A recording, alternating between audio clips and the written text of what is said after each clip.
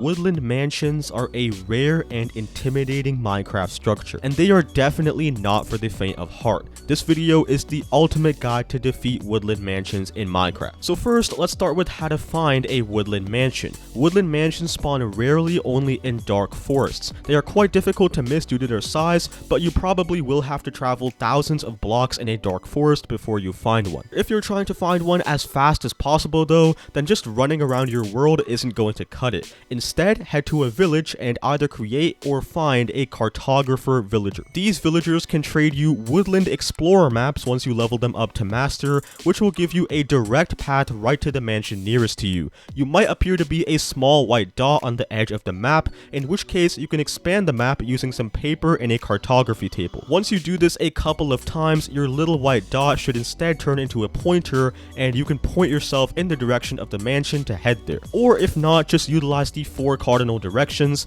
i.e. up on the map is north, right is east, down is south, and left is west, so you know which direction you need to travel to get to the mansion. For example, in this case, I would need to travel east. So now that you've found one of these structures, before you barge on in, let's talk about what mobs you're going to be facing in here, because they are pretty strong and can really easily surprise you. First of all, we got Vindicators. This is the most common mob that you'll find throughout the mansion, and one of the scariest there. You'll find these guys lurking throughout every floor, either in dark hidden spots of the mansion's rooms, or out in the carpeted hallways as well, sometimes individually, sometimes with 1 or 2 friends. And although these guys seem pretty relaxed and friendly when no one is around, don't get it twisted. They are in fact maniacal axe wielders that will sprint at you upon detection, doing anywhere from 4 to 9.5 hearts of damage depending on the difficulty. Due to their speed and stealth capabilities, it's really easy to get swarmed by multiple of them out of nowhere, and since they have axes, they can disable your shield upon striking it too. But don't worry, because there are some ways to counteract Vindicators. First of all, gearing up here is extremely important. At least full iron armor on easy and normal difficulties, and at least full diamond armor on hard will help somewhat compensate for their insane levels of damage. And as to dealing with Vindicators in combat, it's pretty simple. If you spot one of these guys in a long hallway, keeping your distance and shooting them down with a bow and arrow does work quite well. Vindicators are completely helpless against ranged attacks. This is a bit risky though, since Vindicators do alert other Vindicators in the area when they are hurt, so other Vindicators from other rooms might pour out and try to kill you. So an even better method for dealing with these guys is with boats. If a Vindicator is chasing you, dropping a boat just before it's about to catch you will not only stop it in its tracks, helping to control their insane speed, it will also allow you to easily kill the Vindicators without taking any damage, as long as you don't get too close, of course. An alternative is also using water buckets. This will slow down the Vindicator's movement as well and make it much easier to kill. Using lava buckets does work for this purpose too, but the only issue is you'll probably end up setting the mansion on fire because it is wooden. As the Vindicator sneaking up on you, staying aware of your surroundings at all times will help with that. Just move slowly and cautiously through the mansion. Have your shield up whenever you enter or exit a room. Sure, Vindicators do disable shields, but the shield will at least block the initial hit from the Vindicator, allowing you more time to react without taking damage. Another useful thing to keep in mind is that Vindicators make grunting noises when idling around, which will sound like this. So just listening out for that sound before you head into a room or corridor will help give you the edge and prevent you from getting jump scared. So now that we've discussed how to deal with Vindicators, let's talk about the Vindicator's even more annoying friend, the Evoker. These guys are the most valuable mob in the mansion, since they drop totems of undying that can help you cheat death if you're holding it in your hand when you die. Super useful for hardcore and even just general survival. The only problem is that Evokers are infuriating to fight. They spawn on the 2nd and 3rd floors of the mansion, often with Vindicators in the same room, and upon detecting the player, the Evoker will raise its hands to cast a spell on you. It can cast 2 spells, Fangs and Vexes. The Fang spell will simply summon fangs under the player's feet that will snap at them and do some notable damage. As long as you stay moving though, avoiding these is pretty easy since their animation does take quite a while to happen. But the second spell, Vexes, is genuinely the worst attack in Minecraft. Instead of attacking the player directly, the Evoker will summon these little ghosts with swords that will rapidly charge at you, doing insane amounts of damage. They're extremely difficult to hit due to their tiny size and speed, and they can even straight up phase through blocks and walls, which is just awful. You can tell which spell an Evoker is about to do based on the sound accompanying it. This is what the Vex spell will sound like. and this is what the Fang spell will sound like.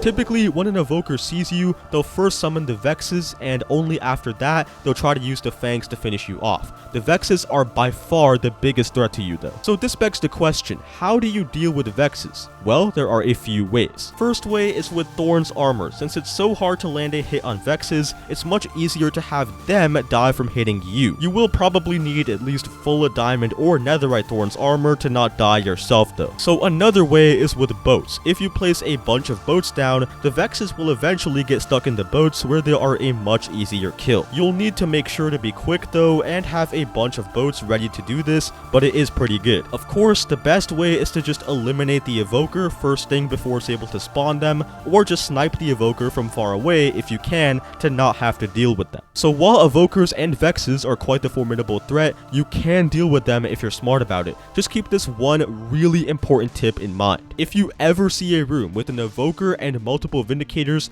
kill the evoker first. Kill the evoker, run away, and then deal with the Vindicators after. You don't want to be fighting Vindicators, who already do crazy damage, along with multiple constant spawning vexes on top of that. That's just a recipe for death. And once you kill all the Vindicators and evokers in the mansion, they will never respawn, so the mansion will become pretty safe and quiet after that. But I should mention that you'll also find a bunch of regular hostile mobs in the mansion because of how poorly lit it is. So yes, creepers, zombies, and skeletons are still a notable threat in these structures that you have to watch out for. So now that you know the threats you'll be going up against in this mansion and some of the items to bring to combat them, let's discuss a bit more about the mansion's layout and treasure as well. In terms of layout, Woodland mansions are just really 3 floors of a bunch of randomly generated rooms connected by corridors. There are over 50 different potential rooms that you can find in a mansion, but we're just going to cover the 10 most useful and interesting ones. First up, we got the boxing ring or the arena. This room is found mostly on the second and third floor of the mansion. It consists of what seems to be a boxing ring or arena in the middle, along with a small ledge on top that could be a place for spectators. This ledge can be accessed by a ladder, and a single loot chest containing some loot can be found up here too. Then, large jail. This is a room that can be found usually on the first floor of the mansion. It contains multiple dark jail cells with iron doors, all of which will contain allays. Allays are a cute and useful mob that you can tame to help you collect drop items off the ground. After that, checkerboard. This room is found occasionally on the first floor of the mansion. It consists of a floor pattern similar to that of a checkerboard and walls lined with oak fences. Hidden above the door to the room, you can find a chest with some decent loot inside. Attic. This is actually a secret room in the mansion found only on the second and third floors. It seems to be just a blank room with some holes in the wall, but if you go right above it, you'll find another section of the room with 2 hidden chests and some insane loot. Bedroom with loft. This is a room found only on the second and third floors. It will contain a red bed made out of wool, along with what appears to be a large closet. Climbing the ladder near the entrance will reveal a loft with another bed and a chest that contains some decent loot. The gray banner room. This room is found only on the first floor and will contain a strange cobblestone stair structure leading to a gray banner. Hidden behind the structure is a chest with some nice loot for you. The X. This is another secret room found mostly on the top floor of the mansion. It contains a cobblestone design on the wall which creates an X pattern,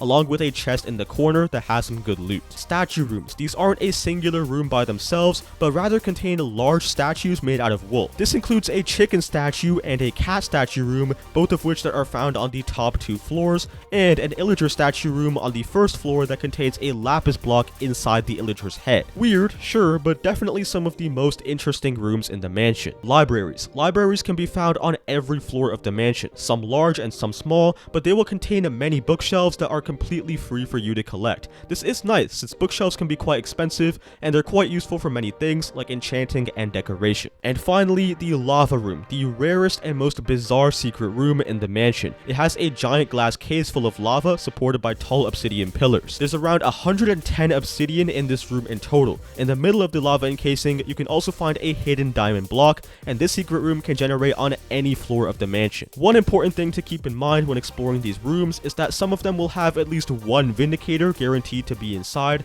so just be wary of that and stay on your toes. But Aether, I hear you asking, you talk about all these secret rooms of the mansion, the attic room, the X room, the lava, they're all secret. What do you even mean by that, and how do I find these rooms? Well, I'm glad you asked. In the mansion, a secret room is basically a room with no doorway or hallway connecting to it. You basically have to break through the wall of another room to access them. This can get tricky unless you're exhaustingly breaking through every wall that you see, so it's quite easy to miss these rooms altogether. That's why there's a few strategies to help you find these rooms easier. One is to look for gaps between rooms. In this example, we can see that these two rooms, both of which have a doorway, also have a large gap separating them. This usually indicates that there's a secret room between them, and what do you know, there is. Another strategy is to simply go on a higher floor and then cut down the floor below you. This works best for secret rooms on the 3rd floor. You can cut through spots in the roof, and then you'll be able to find secret rooms more easily. If you guys did enjoy this video, then please consider dropping a like and a sub, and as always, I will see you in the next one. Goodbye.